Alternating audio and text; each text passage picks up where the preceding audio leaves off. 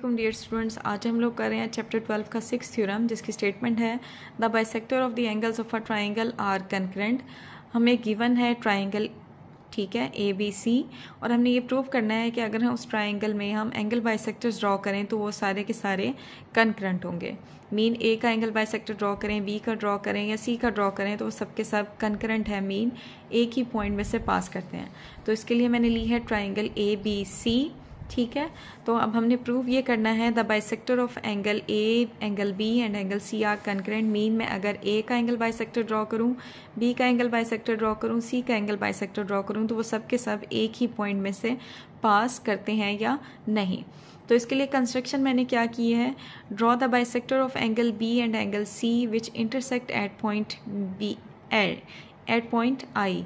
अगर आपको याद हो, हमने थर्ड थ्योरम किया था चैप्टर 12 का, उसमें हमने एंगल बाइसेक्टर्स को नहीं, हमने राइट बाइसेक्टर्स को कंकरेंट प्रूव किया था।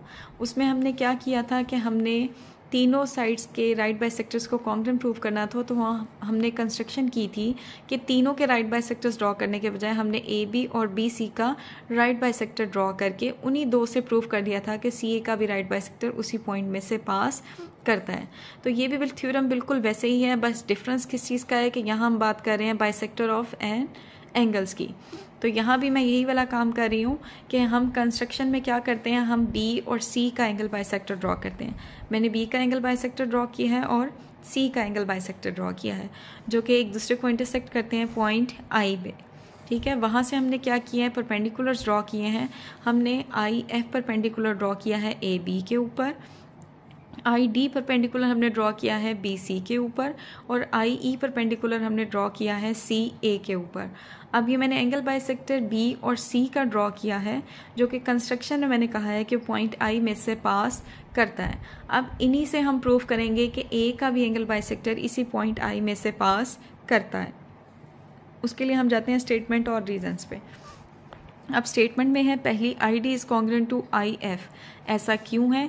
Any point on the bisector of an angle is equal distance from its arm. हमने फोर्थ थ्योरम में प्रूव किया था कि अगर कोई भी पॉइंट कोई भी आप पॉइंट ले रहे हैं जो कि किसके ऊपर लाई करता है, बाइसेक्टर ऑफ एन एंगल पे, तो वो अपने दोनों आर्म से इक्वल डिस्टेंस पर होता है।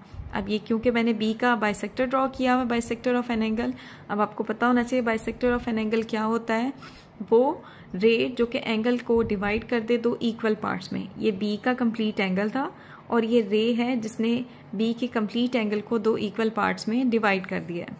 तो अब इसका मतलब ये है कि जो पॉइंट आई है ये लाई करता है बाइसेक्टर ऑफ एंगल पे। तो हमने फोर्थ थ्योरम में प्रूव किया था कि अगर कोई भी point bisector of an angle पे लाई करता है तो वो अपने दोनों आर्म से इक्वल डिस्टेंस पर होता है। इसका मतलब ये है कि आई डी कॉन्ग्रुएंट है आई एफ के, ठीक है।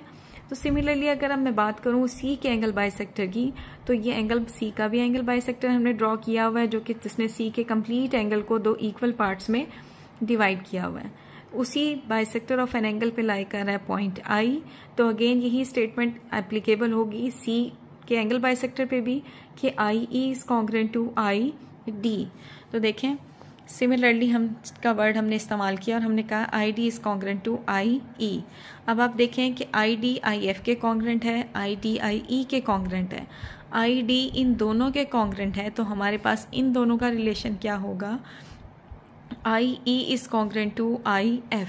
हमने रीज़न दिया है क्योंकि हर एक आपका आई डी बी और आई ई और आई एफ दोनों किसके कॉन्ग्रुएंट है, आई डी के। तो इससे क्या रिजल्ट निकलेगा कि आई ई कॉन्ग्रुएंट होगा आई एफ के। तो आई ई कॉन्ग्रुएंट है आई एफ के। अगर आप देखें ये ऐसे है, I E is congruent to I F. अब ये I E congruent to I F तभी होगा कि जब ए का एंगल बाइसेक्टर ड्रॉ करें और वो पॉइंट आई में से पास करे, तभी आपके दोनों आर्म से इक्वल डिस्टेंस पर होगा। तो इन दो के एंगल बाइसेक्टर से हमने ये प्रूव कर दिया है कि आई ई कॉन्ग्रुएंट है आई एफ, जिसका मतलब ये है कि ए से कोई एंगल बाइसेक्टर ड्रॉ हो रहा है जो कि पॉइंट आई में से पास कर रहा है। तो आपके पास क्या होगा, so the point I is on the bisector of angle ए। इसे मैंने नाम दिया क्वेश्चन नंबर 1 का। अब मैंने तो कंस्ट्रक्शन में ये कहा था कि मैं एंगल बी और एंगल सी का bisector of an angle draw कर रही हूँ, लेकिन उन दो के ही एंगल बाइसेक्टर से क्या प्रूव हो गया है, also the point I is on the bisector of angle A B C and angle B C A. ये मेरी अपनी कंस्ट्रक्शन थी। तो इक्वेशन नंबर 1 और 2 से क्या रिजल्ट निकला है, thus the bisector of angle A, angle B and angle C are concurrent at I, mean A, D और सी तीनों के एंगल बाइसेक्टर इसी पॉइंट आई में से पास करते हैं। तो ये था हमारा 6th थ्योरम चैप्टर 12 का last theorem. Thank you so much.